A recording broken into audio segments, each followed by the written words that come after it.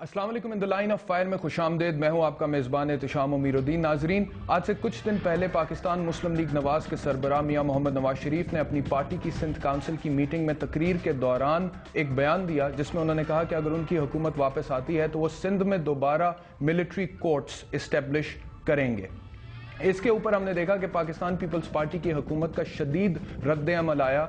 वज़ीर आज़म यूसुफ रज़ा गिलानी ने कहा है कि जमहूरियत में मुमकिन नहीं है, और ये बयान मियां मोहम्मद नवाज शरीफ के दौरे मेयार को जाहिर करता है। मुतहदा कौमी मूवमेंट ने भी इसके ऊपर शदीद रद्द अमल का इजहार किया है, जबकि chief justice of Pakistan Iftikhar Muhammad Chaudhry का यह कहना है कि जब तक हम यहाँ मौजूद हैं तब तक हर मसला आईनी तरीके से हल होगा।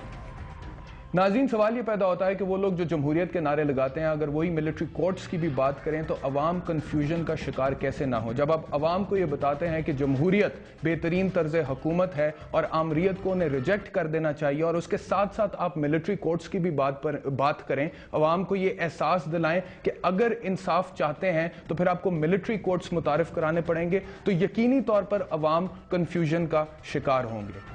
हम आज के प्रोग्राम में डिस्कशन करेंगे कि क्या मिलिट्री कोर्ट्स की आइन में कोई गुंजाइश मौजूद है, और अगर आइन में गुंजाइश मौजूद नहीं है तो मियां मोहम्मद नवाज शरीफ साहब का यह बयान कि वो मिलिट्री कोर्ट्स मुतारिफ कराएंगे सिंध में, ये क्या उनके दौरे मेयार को जाहिर करता है या मियां साहब की सोच में कोई सुकम है। इस पर बात होगी आज के प्रोग्राम में। अपने मेहमानों का तारुफ कराऊंगा इस ब्रेक के बाद।